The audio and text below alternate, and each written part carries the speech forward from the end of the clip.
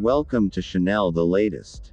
Both Ukraine and Russia were attacked overnight, with drone strikes targeting Kharkiv and Moscow, according to local authorities. The world is now looking ahead to a meeting in Saudi Arabia set to take place next week, as first reported by the Wall Street Journal.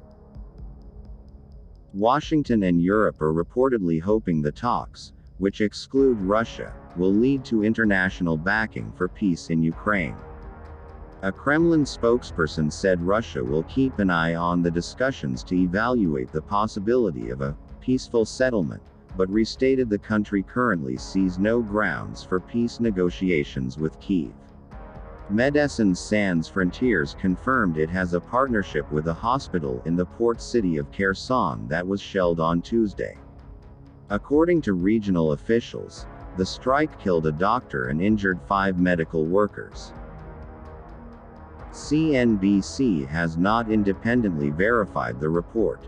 Our teams have been working in the hospital supplying medical equipment and providing mental health consultations to people displaced by the destruction of the Kharkiv Dam, the medical charity said in a statement. The strategically important dam was blown up in June, causing widespread flooding. Our logistical teams were also supporting the hospital by refurbishing the emergency bunker for the patients and medical staff. A sad reminder that even hospitals aren't spared by the ongoing strikes, MSF said. The shells were reportedly fired by Russian forces. This hospital caters largely to stroke victims, patients with cardiac issues, and the provision of general surgical care. Our teams continue to support the hospital. We unequivocally condemn this disgraceful attack on a medical facility and extend our condolences to the family of the doctor who died. Ukrainian presidential advisor Mikhailo Podolyak said Russia is rapidly getting used to a full-fledged war. Everything that will happen in #Russia is an objective historical process. More unidentified drones, more collapse, more civil conflicts, more #war, Podolyak wrote on social media platform X, formerly known as Twitter. There have now been several drone strikes on buildings in Moscow, which Russia has blamed on Ukraine. Kyiv has not taken official responsibility for the strikes. None are reported to have caused casualties or major damage.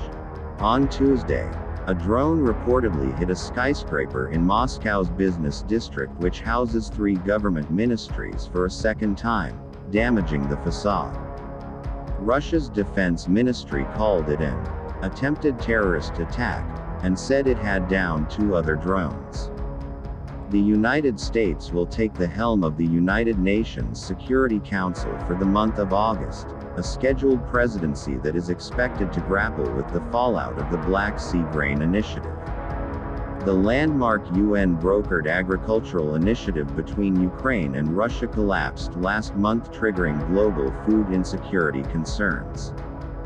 U.S. Ambassador to the United Nations Linda Thomas-Greenfield slammed Moscow's exit from the deal, calling it another blow to the world's most vulnerable. The diplomatic choreography of assuming the role, largely seen as procedural, gives the U.S. the opportunity to set the agenda for debates over the next month. Thomas Greenfield will detail U.S. objectives for the next month during a briefing at 2 p.m.